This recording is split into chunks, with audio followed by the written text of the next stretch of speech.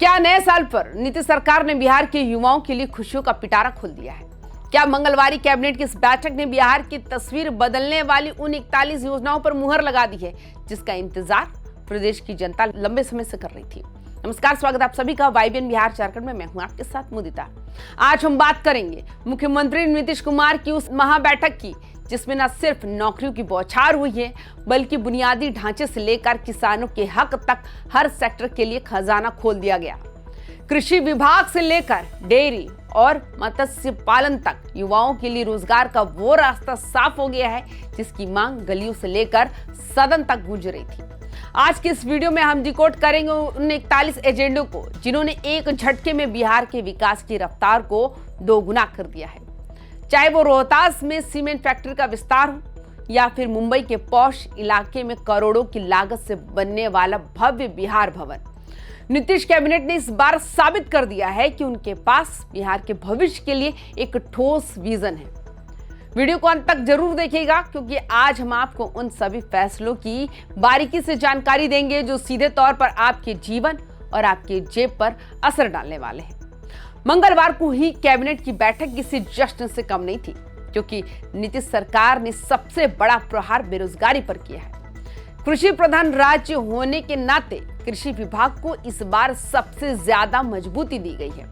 सरकार ने कृषि विभाग के तहत विभिन्न श्रेणियों में कुल 694 पदों पर बहाली की हरी झंडी दे दी है। इसमें कृषि विभाग के 534 पदों के साथ साथ पौध संरक्षण निरीक्षण के 160 महत्वपूर्ण पद शामिल हैं। इतना ही नहीं, जो युवा डेयरी, मत्स्य और पशु संसाधन विभाग में करियर बनाना चाहते हैं उनके लिए भी 200 नए पदों के सृजन को स्वीकृति मिल गई है। शिक्षा विभाग भी पीछे नहीं रहा, जहां जन शिक्षा निदेशालय के तहत 9 नए पदों को मंजूरी दी गई। ये सिर्फ पदों का सृजन नहीं है बल्कि बिहार के उन हजारों युवाओं की उम्मीदों को मिला एक नया जीवन है जो सालों से प्रतियोगी परीक्षाओं की तैयारी कर रहे हैं। नीतीश कुमार ने साफ संदेश दिया है कि उनकी सरकार का लक्ष्य केवल कुर्सी बचाना नहीं है बल्कि बिहार के हाथों को काम देना है। लेकिन बात सिर्फ नौकरियों तक सीमित नहीं है। बिहार की अस्मिता अब माया नगरी मुंबई में भी गरजने वाली है। कैबिनेट में मुंबई में एक भव्य बिहार भवन के निर्माण के लिए 314 करोड़ 20 लाख रुपए से ज्यादा की प्रशासनिक स्वीकृति दे दी है।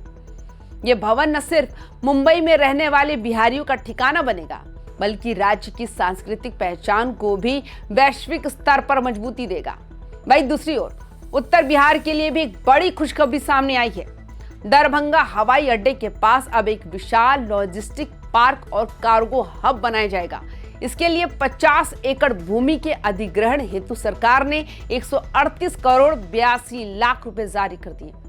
इस कार्गो हब के बनने से उत्तर बिहार के मखाना और अन्य कृषि उत्पादों को सीधे अंतर्राष्ट्रीय बाजार तक पहुंचाना आसान हो जाएगा, जिससे स्थानीय व्यापार में क्रांति आने की भी उम्मीद है। एक और ऐतिहासिक फैसला सोन नदी के जल बंटवारे को लेकर हुआ। पड़ोसी राज्य झारखंड के साथ जल बंटवारे के लिए MOU को कैबिनेट ने मंजूरी दे दी। इस समझौते के तहत कुल 7.75 मिलियन एकड़ फीट जल में से बिहार को 5.75 मिलियन एकड़ फीट पानी मिलेगा, जबकि झारखंड के हिस्से में 2 मिलियन एकड़ फीट पानी आएगा।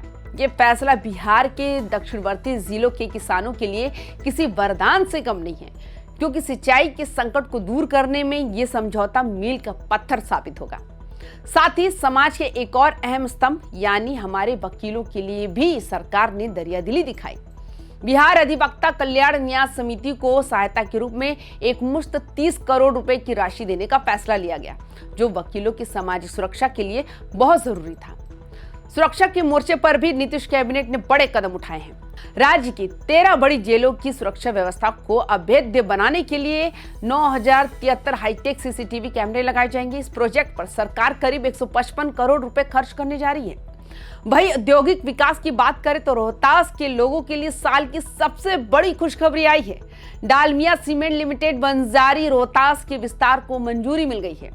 इसके लिए 107 करोड़ रुपए से ज्यादा की स्वीकृति दी गई है, जिससे न सिर्फ सीमेंट उत्पादन बढ़ेगा बल्कि 594 कुशल और अकुशल कामगारों को सीधे तौर पर रोजगार मिलेगा।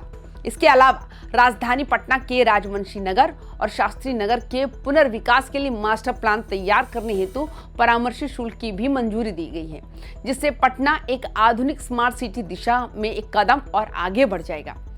तो साथियों, नीतीश कैबिनेट के इन 41 फैसलों ने ये तो साफ कर दिया कि साल 2026 बिहार के लिए विकास का साल होने वाला है। नौकरियों की सौगात और कल कारखानों का विस्तार और बुनियादी ढांचे की मजबूती।